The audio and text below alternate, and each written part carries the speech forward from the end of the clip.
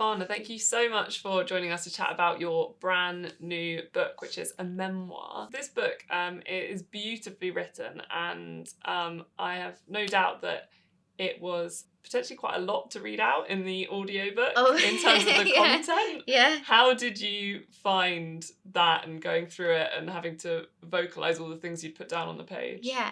Well, actually, it was funny. I don't know if other writers do this, but I talk while I write. I cannot go to a cafe or write with anyone because I have to speak it aloud. I don't know, is that because of an actor? I don't know. But so I was very, it helped to imagine reading it out, doing the audiobook version. And yeah, it was good. There were definitely bits where like that were emotional, like being admitted to hospital and things, where I knew I was rushing through and I kept being told to slow down, and it was like, oh, I just want to get through this.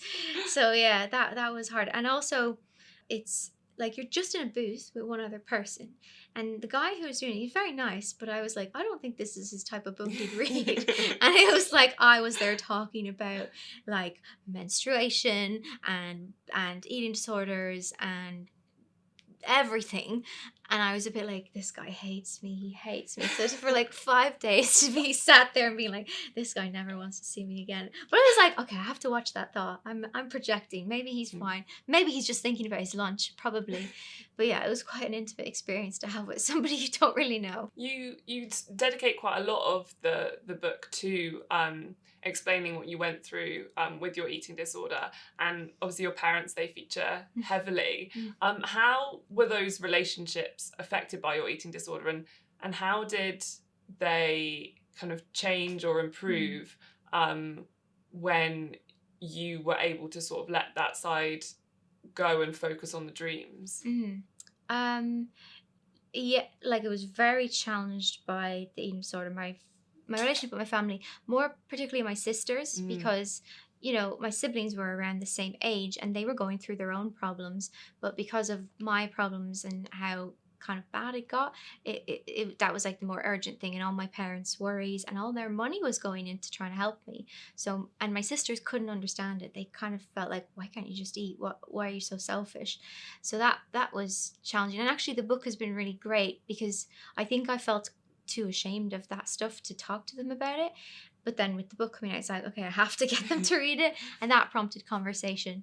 I was really close with my mother during that time because she had her own experiences with it. And there's something about, I don't know, I think specifically anorexia, that there's always some sort of conflict with the same-sex parent. And I think my mom, she had that deep sense of inferiority and this question of what is her life worth. And I think I sort of picked that up from her. I say that in the book. I don't think you can catch an eating disorder, but I think you can pick up on those things in your parents that you'll take it on. And hopefully I've healed that. I want to not take that forward to future generations. But yeah, it was definitely very, very hard going on the family. But I think my parents maybe didn't really know what to do throughout recovery, but they were amazing in the post-recovery period when they fully like invested in helping me pursue things like acting or dancing and all that, because not everyone was so lucky with their parents. Of the people I met in treatment, that their parents didn't understand that they needed to rebuild the person rather than just obsessively focusing on food and diet. So yeah, I think that helped a lot. And then I think the book has helped because as I say, post recovery, it was so much like I wanted to move on. I didn't want to talk about it, and then this book has brought it back around, and they're really proud of the book. Which is, I mean, I could have ruined some of our relationships because, I don't go easy on my parents, but I want to show both sides. I want to show how it was challenging for them, but how people weren't really listening to me at certain points and weren't considering the person beyond the illness. So yeah, I'm just glad that they've been so supportive. Yeah. And do you think that if some medical professionals dealt with it differently when there's the first signs of an eating disorder, that some of the progressions of eating disorders could be a bit different, because there is that kind of focus that you mentioned on the food and the weight, and not always on the person. Yeah. I think, for one thing, there has to be involvement with the actual person. I understand it gets so drastic to a point where, their lives are threatened, and then you do need to like intervene, and um, sometimes you have to be forceful. But the problem with when I look back on my recovery was like, no, it was all forced on me. Nobody ever said, except Natasha, my therapist, she did. There wasn't collaboration, and it was all about, you have to recover, you have to recover. But I needed to know why. Why am I recovering? Why do I want to live? Because the eating disorder was a safe space. It was this thing that made me feel secure in the world, and like this was the one thing I was good at, and I knew how to do it, and I could cope. So for people to kind of rip that away without kind of helping me build up something else, it was very painful and very traumatic. And I think it kind of left these open wounds. And I talk about it later in the book, that my way of coping was to fully disconnect from my body, to just pretend it wasn't there. And I don't think that's healthy. I think we should learn to have a positive relationship with our body.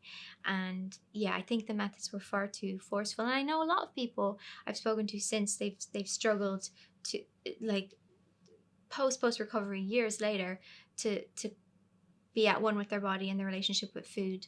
And I also know a lot of young women who've found that reconnection through dance and movement, as I did. So yeah, absolutely, I think treatment and recovery needs to be reconsidered. And in some places they are more evolved, but some places are still just as brutal. And I just don't think it's a compassionate way to treat a person. And I don't think they're treating the person, I think they're treating the illness. And what were those things that were the things that you wanted to live for, the things that took you away from that focus on anorexia? Yeah, it was art, it was creativity, storytelling. Like, books kind of were my bright spot through that darkness. I would read stories and I would feel relief. I would feel like I got a momentary reprieve from all the obsessive thoughts. And it's funny, there were stories that didn't go in the book that came up from conversations with my parents since then. My mother reminded me of one time when I was in hospital, and they were threatening to have stricter like conditions, that I was not going to have any visits from family and all that. And she said, "You are having a meltdown." And she was like, "I thought you were actually about to go insane." And she was really worried. She said she went home, was freaking out, and she said she came back 3 hours later, and I'd picked up some fantasy book, and I was just yapping away about that.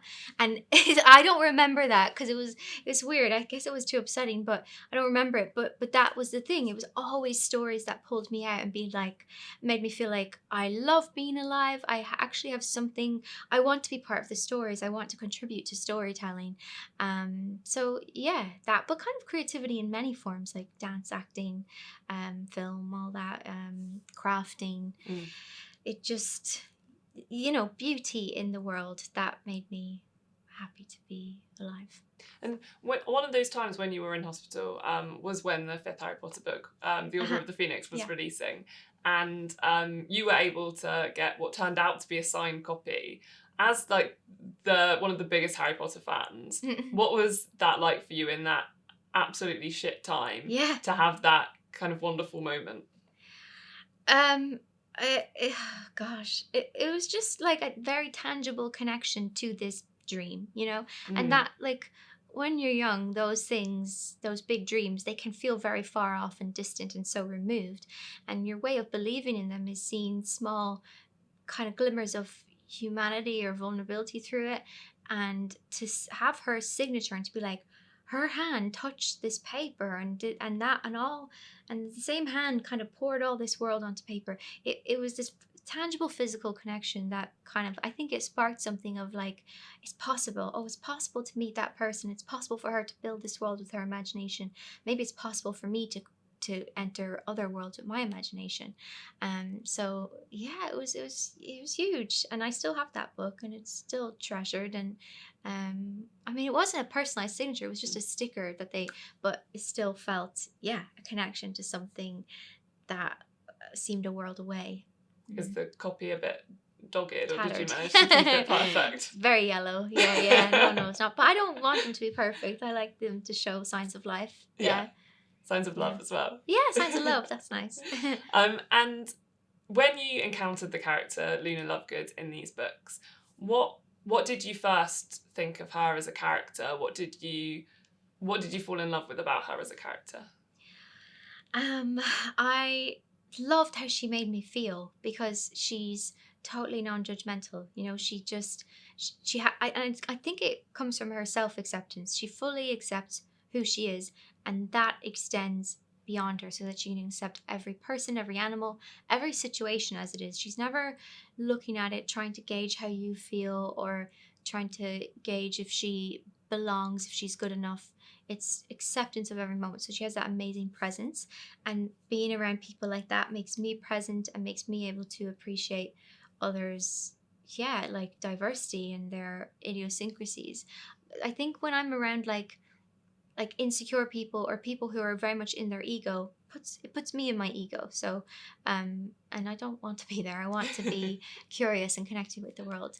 And just her open-mindedness, like she has a very artistic view of the world. She believes in, impossible realities and things that don't make logical sense, and I love that way of thinking. It's a artistic, creative way of looking at the world.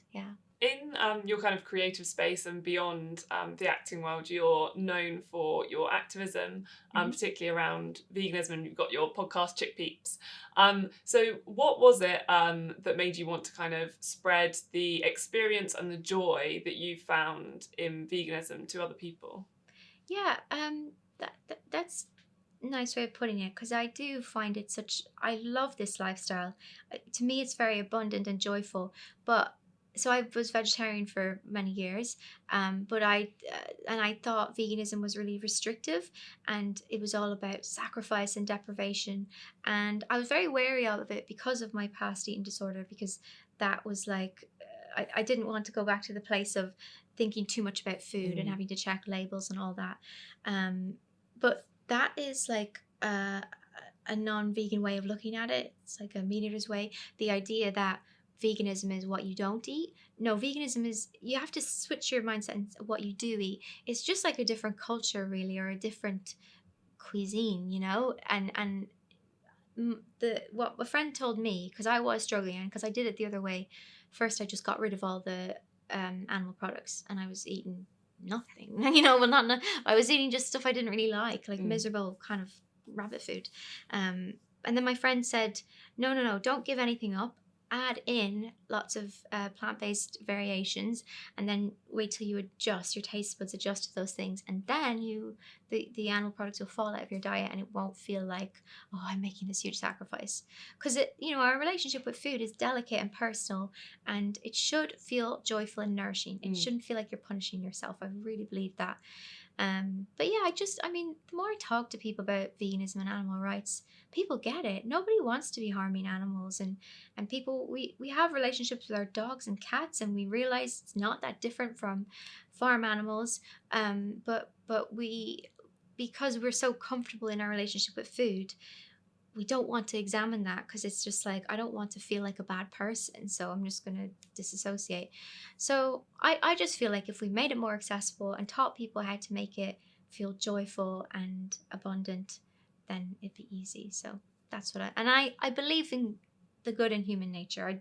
I believe people are naturally compassionate innately. So I always kind of try and speak to that. Yeah. Well, thank you so much. It was such a pleasure, and Thanks. honestly, you're such a beautiful writer. Oh, so thank you. Thanks for reading it. Yeah, and I can't wait to see what's next as well. Thank you very much.